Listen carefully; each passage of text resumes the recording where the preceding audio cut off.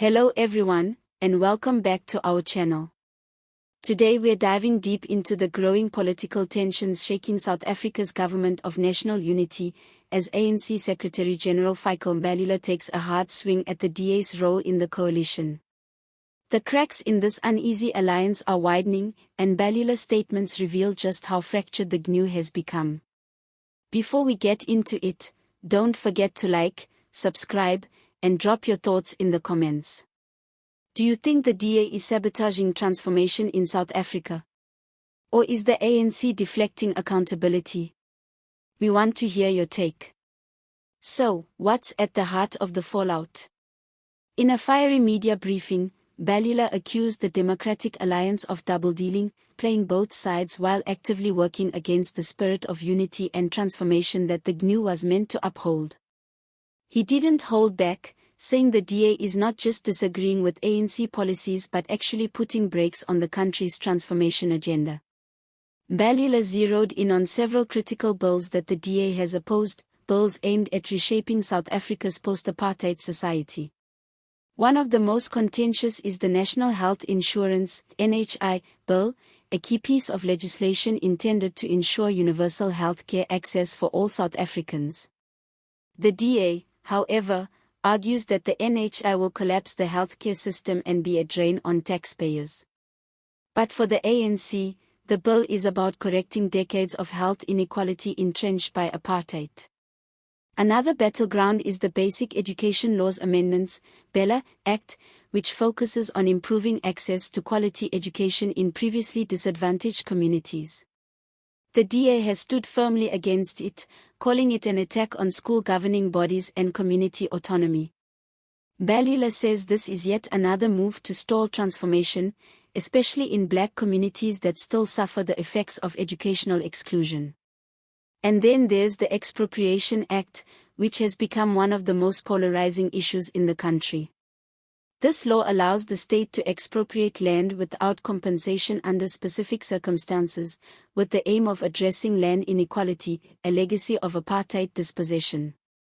John Steenhuisen and the DA have vowed to fight it in court, saying it threatens property rights and the Constitution itself. Mbalula argues that the DA's resistance to these reforms isn't just political opposition, it's sabotage. He claims that the party is using its position within the GNU to frustrate the ANC's legislative agenda while still claiming to be part of a united government. He warned that the DA's actions are deliberate, aimed at slowing down the democratic transformation of South African society. But it doesn't stop there. Mbalula took direct aim at Helen Zille, the DA's Federal Council chairperson, accusing her of overstepping her bounds and interfering in ANC internal matters. He described her conduct as a shameless bid for power, a move that, in his view, is not just undermining the ANC, but destabilizing the entire coalition. These accusations come at a time when South Africa's GNU is facing increasing pressure to deliver real results. Citizens are growing impatient with high unemployment, service delivery failures, and rampant corruption. Mbalula's statements signal that the ANC is no longer willing to tolerate what it sees as the DA's obstructionism. And then came a moment that truly turned heads, Mbalula's open invitation to the DA to walk away from the GNU if they aren't committed to its mission. He said, and I quote, "If they want to leave, they are free to do so." That one line speaks volumes. It tells us that the ANC is prepared to govern without the DA if push comes to shove, raising serious questions about the future of the coalition itself. Let's be honest, coalition politics in South Africa has always been messy. But this level of public mudslinging between the country's two biggest parties suggests something deeper. It's not just a disagreement over policy, it's a clash of ideologies. On one side, the ANC insists on pushing forward with radical economic transformation. On the other, the DA champions liberal economic values and constitutional protection. At the core of this conflict is the issue of who gets to shape South Africa's future. Is it a government focused on redistributing resources to correct historical injustices? Or one that prioritizes property rights, markets, and limited government intervention? These aren't just political questions, they're fundamental disagreements about identity, justice, and the soul of the nation. And make no mistake, this tension is being watched closely, not just by citizens, but by investors, unions, civil society, and international observers. The stakes are high.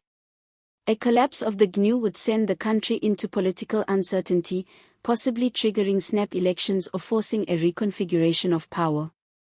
On the other hand, if the ANC and DA somehow manage to find common ground, it could usher in a new era of compromise and cooperation, though right now, that looks unlikely. So, where do we go from here? Mbalula's comments have added fuel to the fire, and the coming weeks will be crucial. Will President Ramaphosa step in to mediate between the two sides?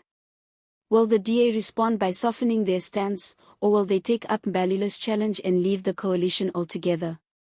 Either way, one thing is clear, South Africa's coalition experiment is facing its biggest test yet.